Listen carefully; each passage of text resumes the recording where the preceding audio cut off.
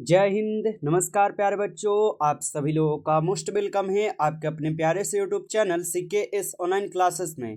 कैसे हो आप सभी लोग? उम्मीद करते हैं कि आप सभी लोग अच्छे होंगे और आप सभी लोग की तैयारी जो है बिल्कुल ही अच्छी तरीके से चल रही होगी। तो प्यारे बच्चों, आज के इस क्लास में हम सभी लोग जो है पढ़ने वाले हैं क्लास 12 हिंदी के प्यारे बच्चों most important VVI objective question को, जो कि प्यारे बच्चों आपके आर्ट्स, साइंस और कॉमर्स इन तीनों के लिए काफ़ी इम्पोर्टेंट है। यदि आप आर्ट्स के स्टूडेंट हैं, साइंस के हैं या कॉमर्स के हैं, आप सभी के लिए ये क्लास है बच्चों, क्योंकि हिंदी और इंग्लिश ये सेम होता है आप सभी के लिए। और बिल्कुल आप लोग अगर किसी भी सब्जेक्ट के स्टूडेंट हो तो आपके लिए बच्चों ये क्लास काफ़ी इम्पोर्टेंट होगा। तो आप लोग अच्छे से देखना और इन सभी प्रश्न को आप याद करके जाना, जिससे कि आप अपने एग्जाम में सभी क्वेश्चन को आसानी तरीके से बना पाओगे।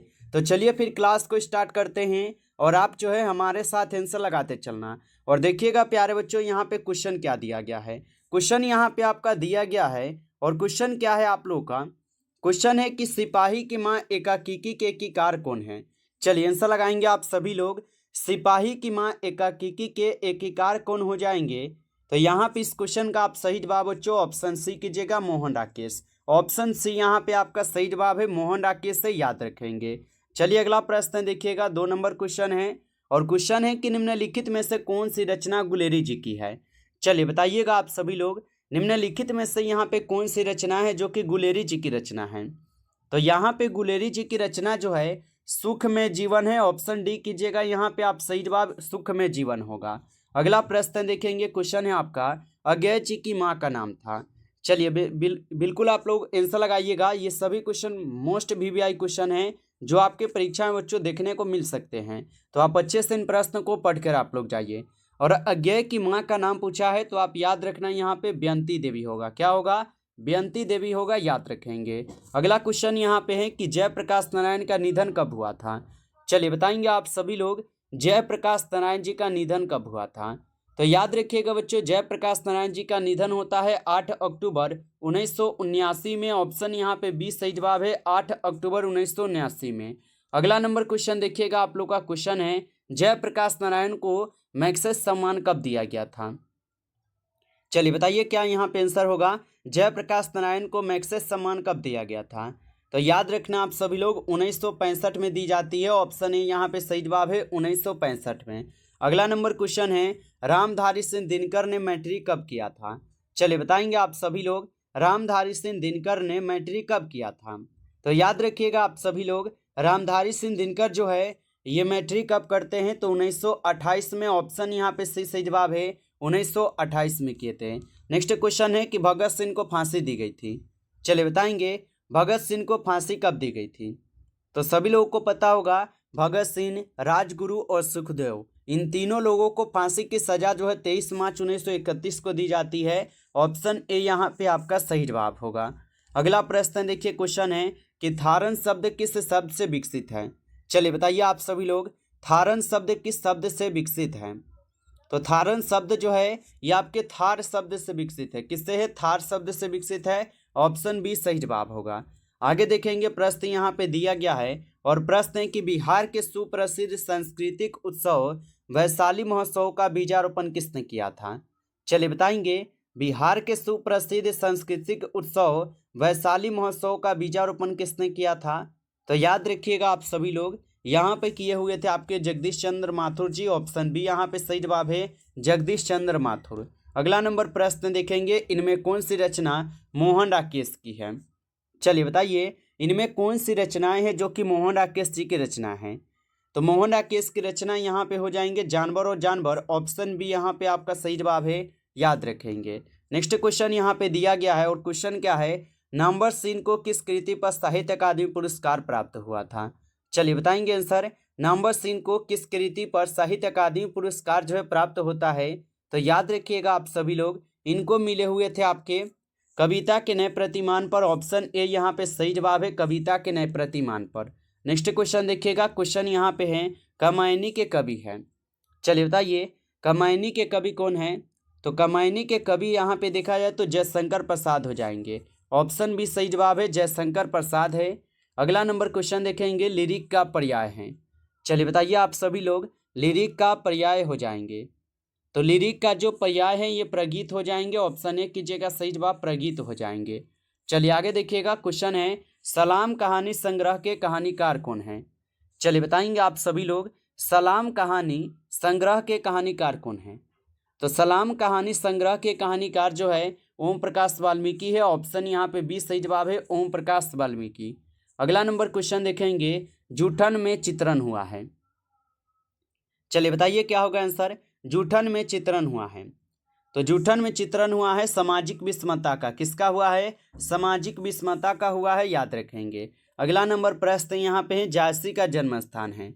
चलिए बताएंगे आप सभी लोग, जायसी का जन्म स्थान हो जाएंगे। तो जायसी का जन्म स्थान हो जाएंगे कहाँ पे? जायस कब्र अमेठी में। ऑप्शन सी यहाँ पे आप लोग का सही जवाब है, जायस कब्र अमेठी में। अगला नंबर क्वेश्चन है, सूरदास के दीक्षा गुरु कौन थे। चलिए बताएंगे आप सभी लोग, सूरदास के दीक्षा गुरु कौन थे। तो सूरदास के दीक्षा गुरु थे बल्लभाचार्य। ऑप्शन सी सही जवाब है, बल्लभाचार्य थे।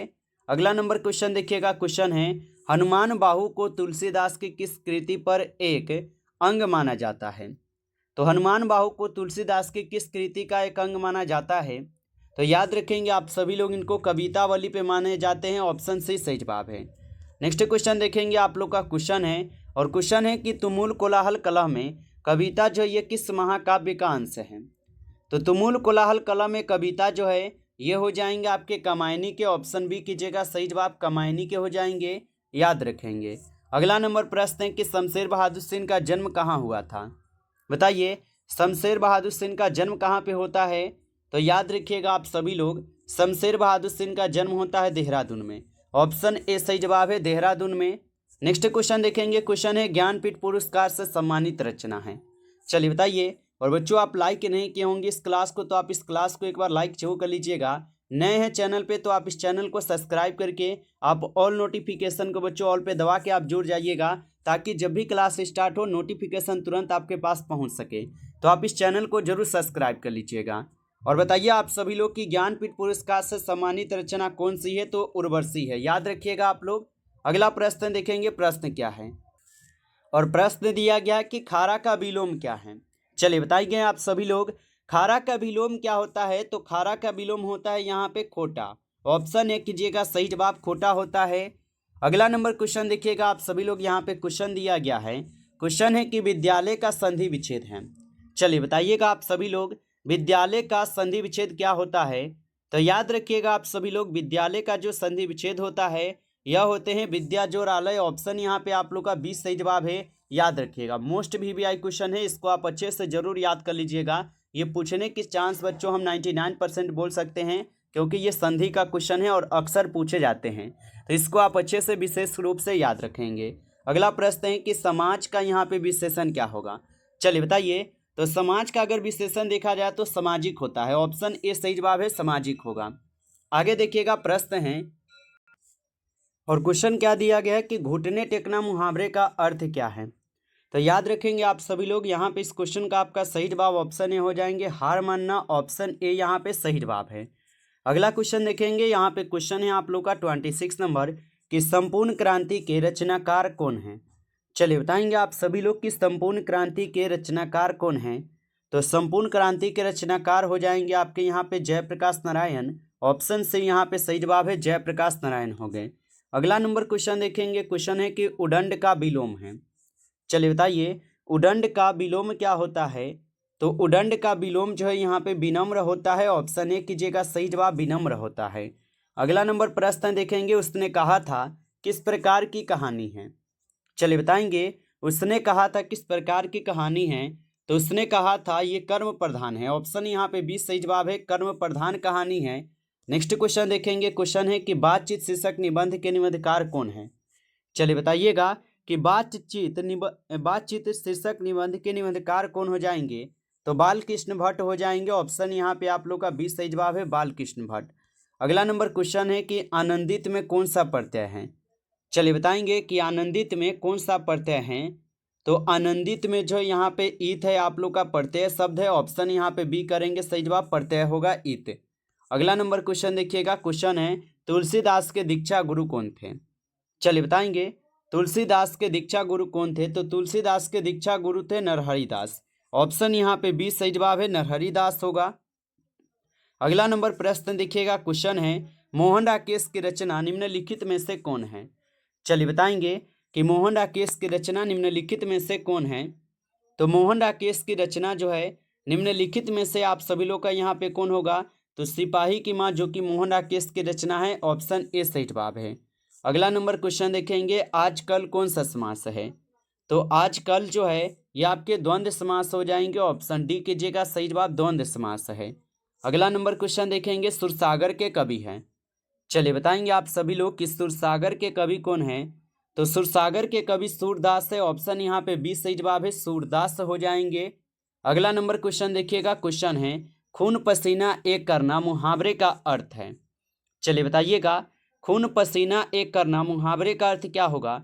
तो खून पसीना एक करना मुहावरे का अर्थ होता है बहुत परिश्रम करना। ऑप्शन यहाँ पे बी सही जवाब है, बहुत परिश्रम करना।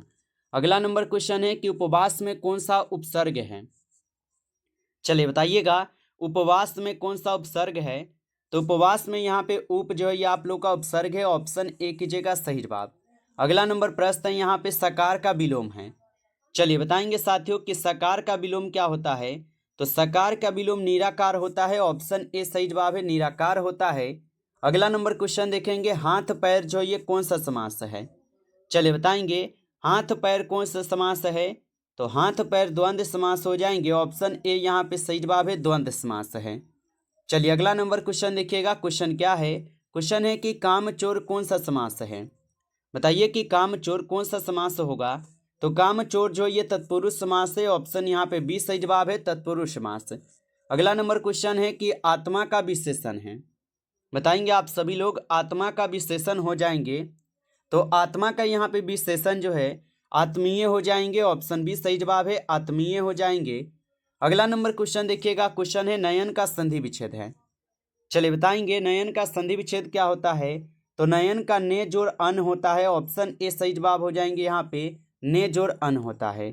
अगला नंबर क्वेश्चन है कि जिसने गुरु से दीक्षा ली हो उसे एक शब्द में कहा जाता है। तो जिसने गुरु से दीक्षा ली हो उसे एक शब्द में जो है यहाँ पे दीक्षित बोला जाता है। ऑप्शन यहाँ पे बी सही जवाब है, दीक्षित बोला जाता है। आगे देखेंगे प्रश्न यहाँ पे हैं। प्रश्न है कि हार जीत कविता किस कविता संग्रह से ली गई है? तो हार जीत कविता जो है ये कहीं नहीं वहीं से ली गई है। ऑप्शन ए सही जवाब है, कहीं नहीं वहीं से। अगला नंबर प्रश्न देखेंगे, निंदा का विलोम है। बताइए आप सभी लोग, निंदा का विलोम क्या होगा? तो निंदा का विलोम होता है स्तुति। ऑप्शन ए कीजिएगा, सही जवाब स्तुति होता है। आगे देखेंगे प्रश्न यहाँ पे है, लंबोदर कौन सा समास है? चलिए बताइएगा, लंबोदर जो है ये कौन सा समास है? तो लंबोदर हो जाएंगे बहुब्रीहि समास। ऑप्शन सी सही जवाब है, बहुब्रीहि समास। अगला नंबर क्वेश्चन है, धरती का विलोम है। चलिए बताएंगे कि धरती का विलोम क्या होता है।